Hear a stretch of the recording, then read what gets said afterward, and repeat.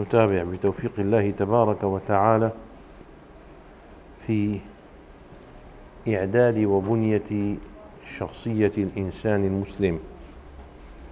فبعدما ذكرنا الإعداد البدني وكيف ينبغي أن يكون المسلم قويا، كما قال النبي صلى الله عليه وسلم: المؤمن القوي خير وأحب إلى الله من المؤمن الضعيف.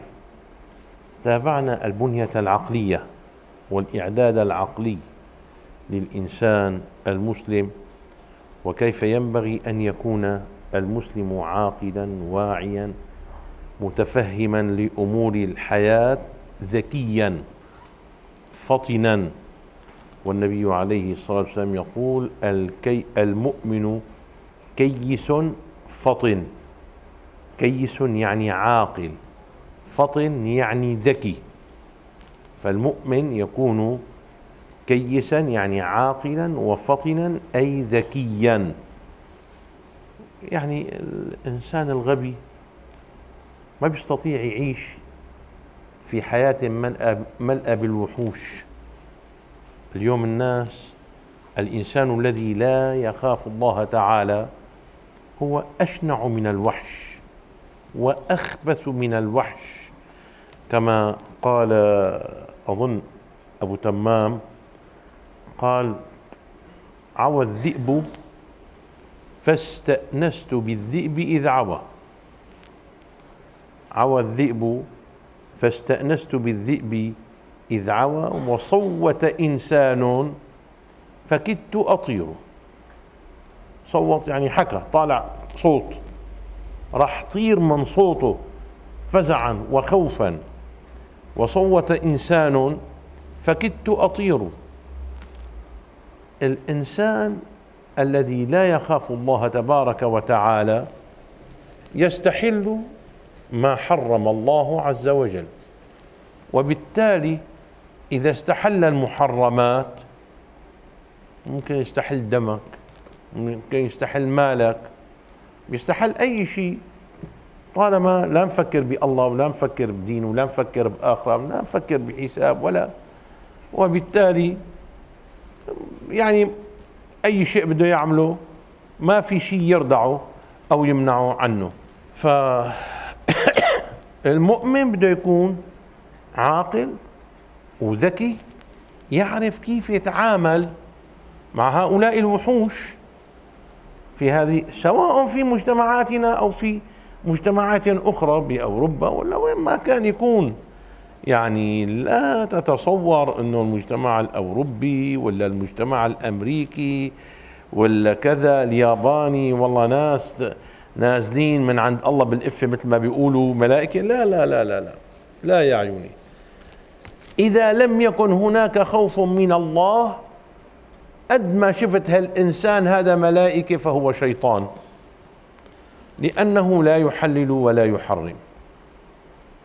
انتوا صليتوا هنيك ما هيك؟ ويلي عم يصلوا هنيك القبلة مايلة، صليتوا بالقبلة مايلة ولا؟ أنا شايفكم كأنه عم تصلوا مواجه الحيط مباشرة. يعني تنتبهوا الله يرضى عليكم، في خيط القبلة مايلة. والمهم، فالإنسان ينبغي أن يكون مسلم، يعني أن يكون ذكيا عاقلا، يعرف كيف يتعامل مع الناس، كل الناس في أي مكان وين ما كان، بده يكون حذر وعاقل وواعي. وكان آخر ما ذكرنا مما ينشط الذهن ويقوي العقل وينمي الذكاء عند الإنسان، السياحة والسفر والرحلة من هنا إلى هناك، ليس فقط من أجل أن يطلع على تجارب الأمم والشعوب السابقة، لا، بل من أجل أن يختلط مع الناس. فشوف هذا الإنسان وعقليته، وهذا الإنسان، كل إنسان له عقلية.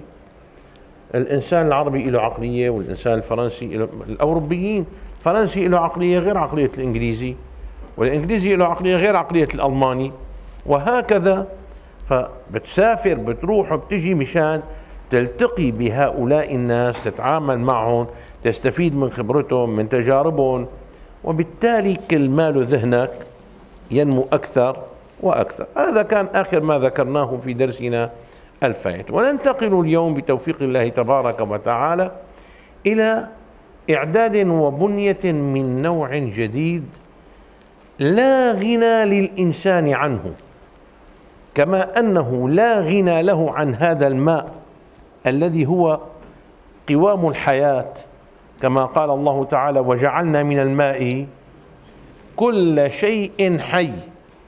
فكما أنه لا بد لكل إنسان من ماء يعيش به إضافة إلى الطعام والهواء، فكذلك هناك الحالة الروحية، الإعداد الروحي، بناء هذه الروح التي شرفك الله تعالى بها، فقال: ونفخت فيه من روحي. هذه الروح الموجودة في وفيك وفيك وفينا جميعا هي من روح الله سبحانه وتعالى. ونفخت فيه من روحي. الله تبارك وتعالى ما أمر إبليس والملائكة بالسجود لجسد سيدنا آدم، لا، وإنما للروح التي نفخت في ذلك الجسد. فقال الله عز وجل: فإذا سويته فقعوا له ساجدين، لا، قال: ونفخت فيه من روحي. فإذا سويته إنسانا سويا، بس لسه ما فيه روح، ونفخت فيه من روحي، عند ذلك قال: فقعوا له ساجدين، فقعوا له ساجدين. فإذا سويته ونفخت فيه من روحي فقعوا. هذه الفاء شو؟ هذه الفاء رابطة لجواب الشرط، هون تفيد الترتيب مع التعقيب مباشرة. فإذا سويته ونفخت فيه من روحي فقعوا له ساجدين. سجدوا لماذا؟ سجدوا للروح التي نفخت فيه، ما سجدوا للجسد الترابي، وإنما لتلك الروح المقدسة التي جعلها الله سبحانه وتعالى في هذا الإنسان.